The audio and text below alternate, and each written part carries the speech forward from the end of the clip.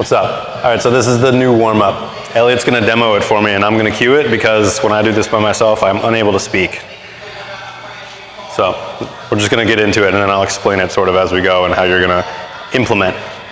But yeah, so you're starting off, this is a two-parter. Part one starts from standing, just like he is. He's gonna reach up, it's very yoga inspired, so you reach up and then you fold over.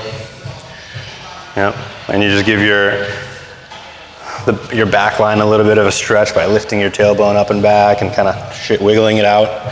Don't spend too much time here, but when you feel comfortable, then you're gonna step back into a downward dog, and then that's where you begin. Like I said, this is a two-parter. So we're gonna do part one on one side and then part one on the second side. We're only gonna film one side though, so you can just repeat on the second side.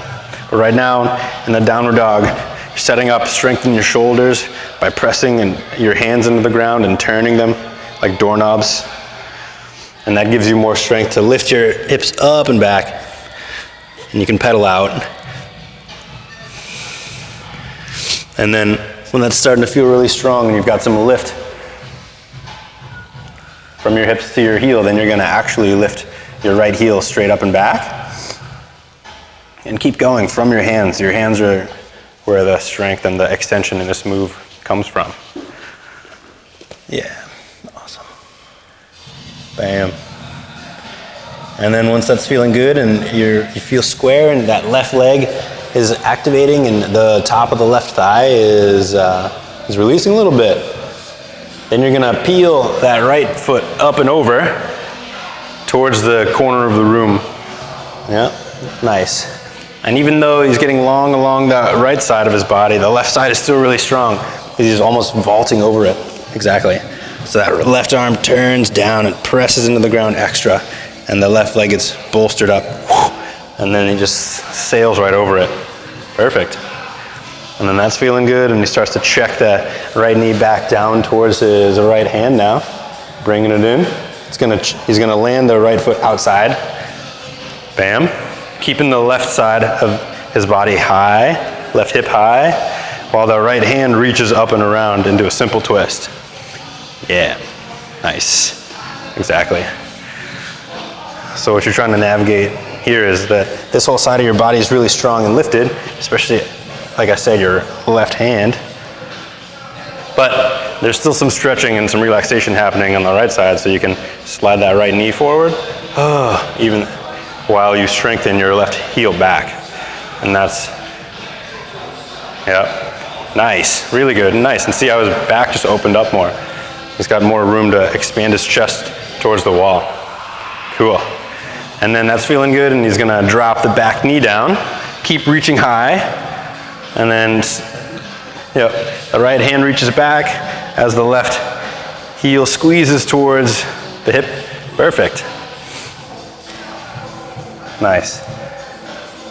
So this move is called the quad stretch, but it's also a really great shoulder opener. And this is what I'm most interested in actually for most of us, right? Because the tendency is to bring this move all into here. But what you want to find is you want to find strength under here. So you want to drag that hand back down towards your knee and your knee up towards your hand. And that's going to give you some lift and some strength here and here. Nice. And that's what opens up your chest. And that's feeling good. And then he's gonna gently release the back leg. Yep.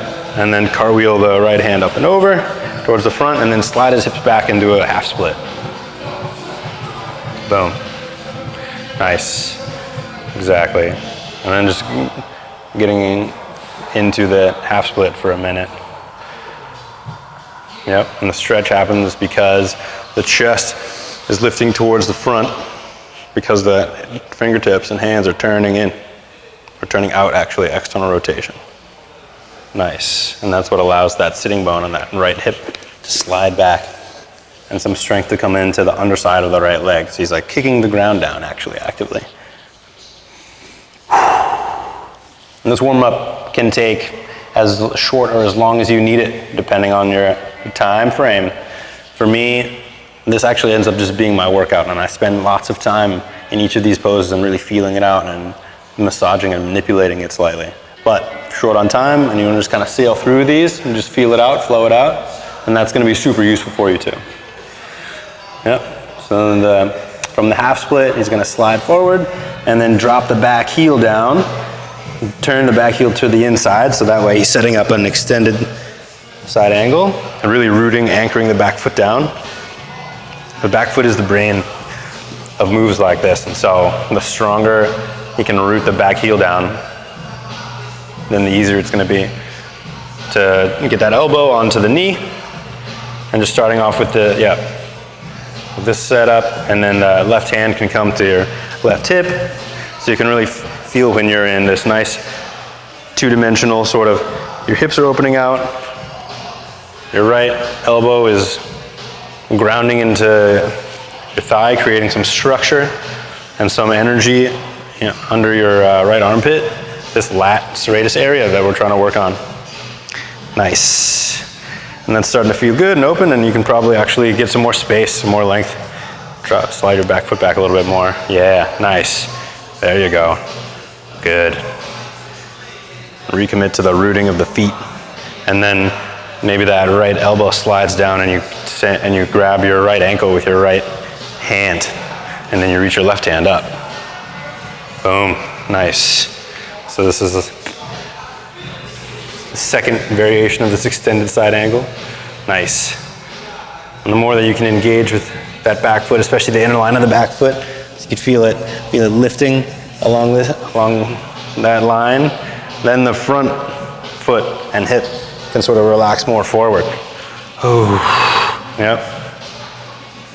Good, really good. And you breathe.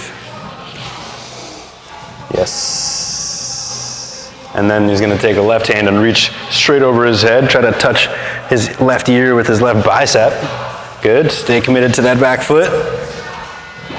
And then drag the front foot towards the back one, and then lift the right hand to meet the left. Yep, and just enjoy that for a second.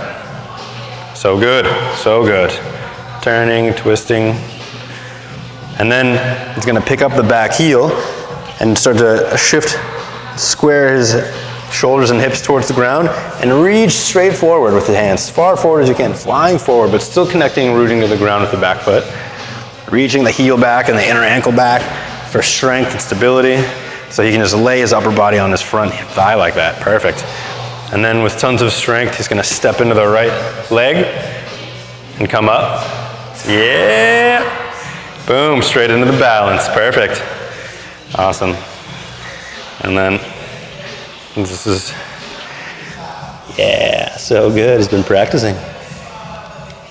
Boom. So just balancing now. Balancing means that the standing leg is really strong. So you can see he's gonna end up straightening that standing leg a little bit, so that way he can kick the other one out and hold on to it. So left hand to left toes, or left big toe. And then once it's all feeling really strong, he's gonna open it out to the side, still committing to kicking that standing leg down. Yep. Boom, really nice. Breathing, and bring it back in. And then switch hands, if possible, and try to do the same thing with that cross body grab. Nice. Really good, really good. So good. And over time, strength comes through the outer hips, inner thighs, to make those legs nice and straight. All right.